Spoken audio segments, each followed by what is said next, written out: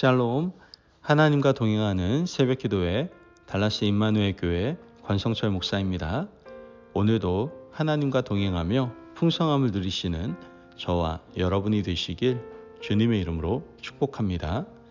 오늘 말씀은 시편 113편 1절에서 9절까지의 말씀입니다. 할렐루야, 여호와의 종들아 찬양하라. 여호와의 이름을 찬양하라. 이제부터 영원까지 여호와의 이름을 찬송할지로다. 해 돋는 데에서부터 해 지는 데에까지 여호와의 이름이 찬양을 받으시리로다. 여호와는 모든 나라보다 높으시며 그의 영광은 하늘보다 높으시도다. 여호와 우리 하나님과 같은 이가 누구리요? 높은 곳에 앉으셨으나 스스로 낮추사 천지를 살피시고 가난한 자를 먼지 더미에서 일으키시며 궁핍한 자를 거름 더미에서 들어 세워 지도자들 곧 그의 백성의 지도자들과 함께 세우시며 또 임신하지 못하던 여자를 집에 살게 하사 자녀들을 즐겁게 하는 어머니가 되게 하시는도다. 할렐루야. 아멘. 하나님의 말씀입니다. 한 나라의 통치 범위를 나타내는 여러 가지 표현이 있을 수 있습니다. 지리적으로는 위도와 경도로 표현하지만 일반적으로 들으면 한 번에 알 수 있을 정도로 그 나라의 통치의 범위를 나타내는 말들이 존재하죠. 우리 조국 대한민국은 어떻게 표현을 할까요? 백두에서 한라까지, 한라에서 백두까지라고 표현을 하죠. 백두에서 한라, 한라에서 백두라는 말을 들으면 우리나라 지도가 떠오르면서 우리나라 영토가 여기까지구나 하는 것을 이해할 수가 있게 되는 겁니다. 이스라엘의 영토를 표현하는 방식은 단에서 브엘세바까지입니다. 팔레스타인 북쪽에 단지파가 차지하고 있었던 지역과 남쪽 끝자락에 브엘세바까지를 이스라엘의 영토로 보는 것이죠. 대영제국을 표현할 때에는 해가 지지 않는 나라라고 부르지 않았습니까? 그 나라의 범위를 가늠할 수 없고 세계 곳곳에 식민지를 두었기 때문에 대영제국을 해가 지지 않는 나라로 표현했던 겁니다. 이런 표현들은 나라를 다스리는 왕의 치세를 표현하는 것이기도 하고요. 동시에 왕의 한계를 나타내는 것이기도 합니다. 거기까지가 왕의 다스림의 한계이고 그 한계를 벗어날 수 없다는 역설적인 표현이기도 한 것이죠. 그렇다면 하나님의 통치의 영역은 어디에서 어디까지일까요? 하나님께서는 온 세상을 다스리시는데 하나님의 통치의 영역을 우리가 과연 어떻게 표현할 수가 있겠습니까? 오늘 본문에서 시인은 하나님께서 다스리시는 통치의 영역을 표현하며 하나님의 다스림을 노래하고 있습니다. 본문 2절 말씀을 보면 이제부터 영원까지 여호와의 이름을 찬송할지로다. 먼저 시인은 독특하게도 이제부터 영원까지라고 하나님의 통치의 영역을 표현하고 있습니다. 즉 하나님께서는 시간적으로 다스린다라고 말하고 있는 겁니다. 하나님은 공간을 통치하시지만 하나님의 통치는 지금부터 영원까지 현재와 미래에서 우리를 다스리고 통치하신다라는 것이죠. 이런 표현은 아주 독특하지만 정말 가장 정확하고 확실한 표현입니다. 인간이 지배할 수 없는 영역이 뭡니까? 시간의 영역입니다. 인간이 태어나고 성장하고 나이 들고 죽는 것은 통제할 수가 없습니다. 하지만 하나님의 다스림의 영역은 인간이 통제할 수 없는 시간의 영역에까지 미치고 있다는 것을 시인은 노래를 하고 있는 것이죠. 실제로 하나님의 아들 그리스도가 이 땅에 오셨을 때 그분은 시간을 통제할 수 있다는 사실을 우리에게 여러 차례 보여주셨습니다. 죽은 자를 살리신 사건은 주님이 시간을 다스리신다는 사실을 분명히 표현하고 있는 것이죠. 그러므로 하나님이 우리의 인도자가 되시고 하나님이 우리를 창조하셨다면 우리는 하나님의 다스림에 순종할 줄 알아야 한다는 겁니다. 많은 사람들이 불행한 이유는 시간 안에서 미래를 걱정하기 때문입니다. 나이 1년 뒤의 모습, 10년 뒤의 모습이 어떻게 될까? 두렵기 때문에 우리는 시간을 잡으려고 힘쓰며 살아간다는 것이죠. 이 때문에 우리는 얼마나 불행하고 힘든 세상을 살아가는지 모릅니다. 하지만 지나온 세월을 한번 돌아보시기를 바라요. 우리가 걱정한다고 해서 시간을 잡을 수 있었는지, 현실이 달라진 적이 있었는지 한번 돌아보시길 바랍니다. 우리는 시간의 주인이신 하나님께 모든 염려를 맡기고 그 자리에서 시간에 순종하며 성실하게 살 뿐입니다. 이것이 피조물인 우리가 시간의 주인이신 하나님과의 관계 가운데서 할 수 있는 유일한 일입니다. 그렇다면 시간에 순종한다는 의미가 과연 무엇일까요? 그것은 우리가 태어나면서 분명히 세상을 떠날 날이 있다는 사실을 기억하는 겁니다. 즉, 우리 육체가 소멸될 그날이 있다는 사실을 인정하는 것이죠. 많은 사람들은 죽는다는 사실은 생각하지 않으려고 합니다. 이 때문에 많은 문제가 생겨나게 되는 겁니다.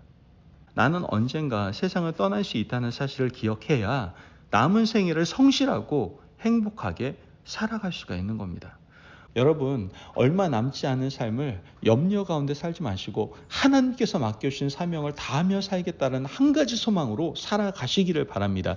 이것이 지금부터 영원까지 시간을 통치하시는 하나님의 통치 가운데 살아가는 지혜로운 인생의 비결이다라는 것이죠. 시인은 이어서 하나님의 또 다른 통치의 영역을 노래하고 있습니다.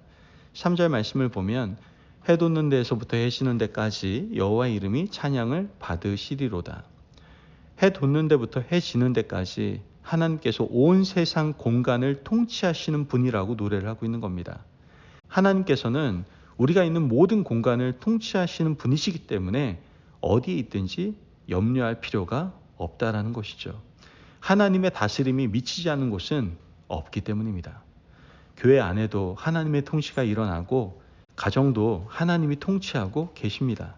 그러므로 우리가 자녀로 인해서 너무나 고민하거나 걱정하거나 염려할 필요가 없습니다. 왜입니까? 우리가 살아 숨쉬는 모든 곳은 하나님의 통치의 영역이기 때문에 그렇습니다.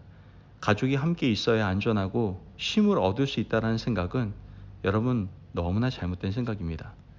사무엘의 어머니 한나는 사랑하는 아들 사무엘을 엘리의 집에 떠나 보냈습니다.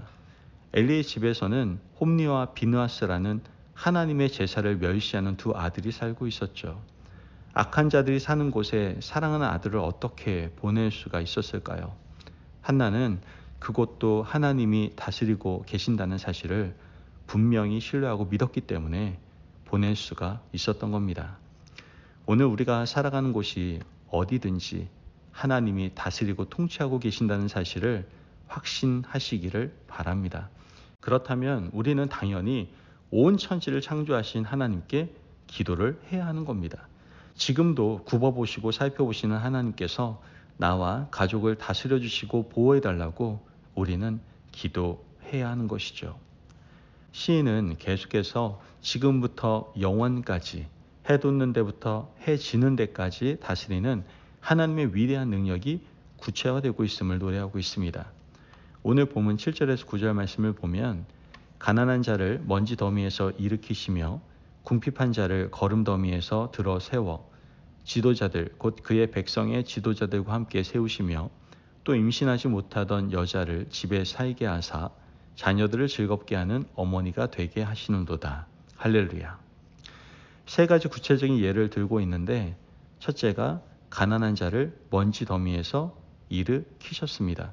이 말은 물질적으로 가난한 자를 세운 것이 아니라 인간의 창조를 말하고 있는 겁니다. 인간은 원래 먼지였죠. 티끌, 즉 아담이었습니다. 그런데 먼지였던 인간을 하나님께서 먼지 더미에서 일으키셨습니다. 이 말씀은 바로 하나님께서 인간을 창조하셨다라는 의미를 말씀하고 있는 겁니다. 두 번째로 하나님께서는 궁핍한 자를 거름더미에서 세워 고귀한 백성이 되게 하셨다라고 말씀합니다. 이 말씀은 하나님께서 인간을 존귀하게 하셨다라고 말씀하는 겁니다. 하나님께서 먼지 같은 인간을 창조하시고 그를 고귀하고 존귀하게 들어주셨습니다. 하나님께서 우리에게 베푸신 은혜가 이와 동일하지 않습니까? 하나님께서 나를 먼지 더미에서 창조하시고 아무것도 아니었던 나를 존귀하게 해주시고 사람들에게 존중받게 해주셨다라는 것이죠. 세 번째로 하나님께서는 임신하지 못하는 여자에게 자녀를 낳아 기르게 하셨다라고 말합니다.